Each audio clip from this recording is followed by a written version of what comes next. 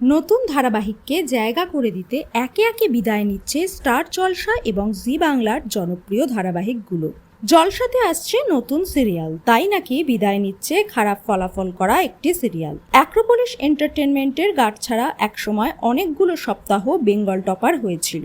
খড়ি ঋদ্ধি অর্থাৎ সোলাঙ্কি এবং গৌরবের জুটি মন জুড়ে ছিল দর্শকদের। তাই সেই নস্টালজিয়াকে ফিরিয়ে আনতেই অ্যাক্রোপলিস এন্টারটেনমেন্ট এবং স্টার জলসা এনেছিল মিলন হবে কতদিনে। ক্লিক করেনি, কোনোদিনই ভালো ফল করেনি। কানাঘুষো শোনা যাচ্ছিল বন্ধ হবে ধারাবাহিক। রাত 11:30টায় দেখা যায় একটা একটা করে চরিত্র বিদায় নিচ্ছে। কিছুদিন আগেই অলিভিয়া সরকারের চরিত্রটি শেষ হয়ে যায়। এবার জার্নি শেষ করলেন প্রারব্ধি সিনহা। গোড়ার সৎ ভাই কৃষের চরিত্রে অভিনয় করছিলেন তিনি। প্রারব্ধি লেখেন, কৃষের পথ চলা শেষ। ধন্যবাদ অ্যাক্রোপলিস এন্টারটেনমেন্ট, ধন্যবাদ স্নিগ্ধা ম্যাম, সানিদা। অর্থাৎ কৃষকে আর দেখা যাবে না। তা শুনে বেজায় মন খারাপ তার অনুরাগীদের। এই খবর জানার পর থেকেই অন্দরের ফিসফাস, শেষ হয়ে যাবে কি মিলন হবে কতদিনে। হ্যাঁ, এমনটাই জল্পনা।